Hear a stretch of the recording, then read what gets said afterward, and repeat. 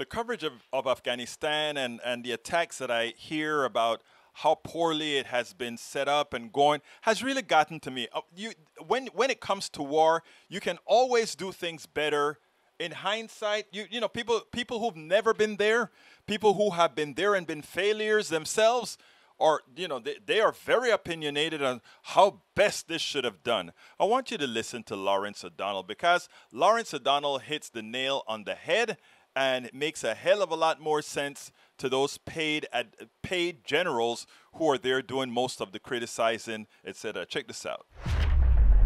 The latest guidance from the White House at this hour tonight is that a total of 53,000 people have been evacuated from Afghanistan. 48,000 of those people were evacuated after the president of Afghanistan evacuated himself, and the country fell under the complete control of the Taliban. With 53,000 people already evacuated, the Biden administration and the American military continue tonight, as they did last week, to manage the most successful evacuation from a war that America lost.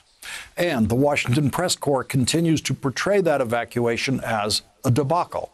That is because most of them, if not all of them, were not old enough or not yet born the first time the United States lost a much bigger foreign war and fled that country while being shot at by the people the United States then called the enemy, and who the United States now treats as one of its friends and trading partners in Asia. Our relations with Vietnam are so friendly tonight that it is the next stop on Vice President Kamala Harris's Asia trip. To call something a debacle suggests that there is a better way of doing it, and we know how to do it better. If you are rowing a boat in a hurricane and it sinks, do we call that a debacle, or do we call that inevitable? When you hear people calling the evacuation from Afghanistan a debacle, ask them, compared to what? When has any country ever evacuated from a foreign war that they lost in a way that is better than what we are seeing now? The answer is never. This is the best version of an evacuation from a lost war that the world has ever seen. That doesn't make it good. That doesn't make it orderly. That doesn't make it safe for everyone involved. But it does mean that nothing else was realistically possible. In the White House press briefing room in 1975, the day after the last American helicopter left Vietnam, Republican President Gerald Ford's press secretary, Ron Nessen, who he had inherited from the disgraced President Nixon, who was forced to resign the office, was asked what the president's reaction was to South Vietnam's surrender to North Vietnam, to which the White House press secretary said, quote, "Given the military situation, this did seem to be the inevitable result." No one in the White House press corps then asked why President Ford did not publicly say it was inevitable that the side we had been fighting for would surrender before they surrendered.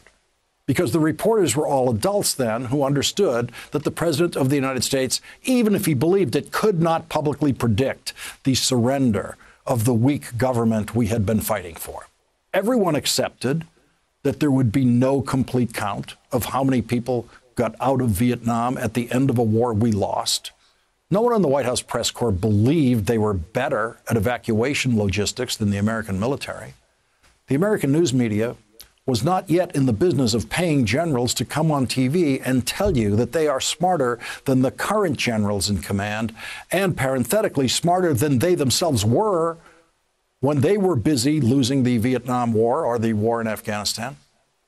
Was the evacuation from Vietnam a debacle? Well, you could call it that.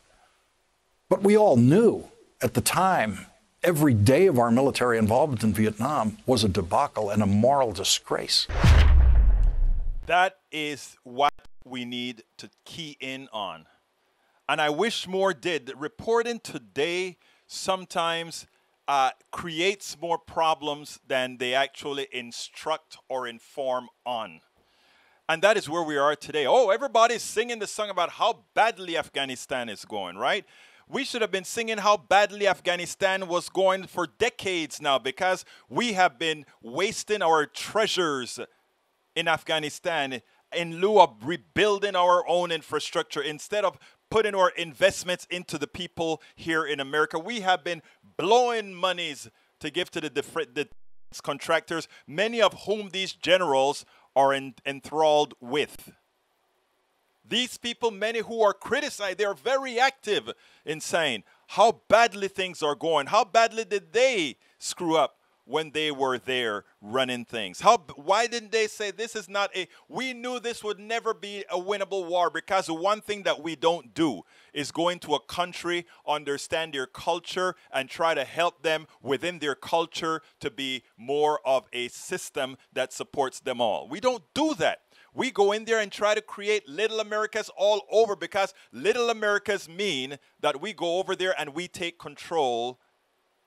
Not we Americans, our plutocracy take control of every single country we go in there and work with. So folks, don't buy into the narrative. Let's remember what we're doing here. Let's get out of Afghanistan the best we can. Let's save as many people as we can, but let's come back home as well and save the many in America who nobody cares about. Nobody cares about putting that effort into. Why are we being so bad with these Afghans? Why are we being so bad? We shouldn't be bad with Afghans, but we shouldn't be bad with Americans either. We shouldn't be bad to the downtrodden. Those folks, those military people that live 500,000 or however many are on the streets of LA that nobody cares about.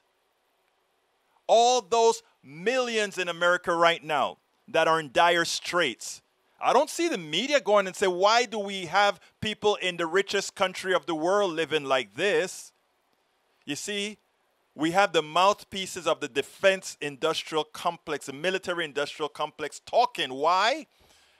Because they're just the mouthpiece for transferring our money to Afghanistan, Iraq, and all these other places to a few, and we become the pawns to ensure that it continues to flow. Folks, let's wake up. Let's wake up. Let's together, we all, get things right. We spend a lot of time deconstructing the news, trying to parse it into a form that everybody can understand. We try to find those little nitpicks where it flies above the fray, etc.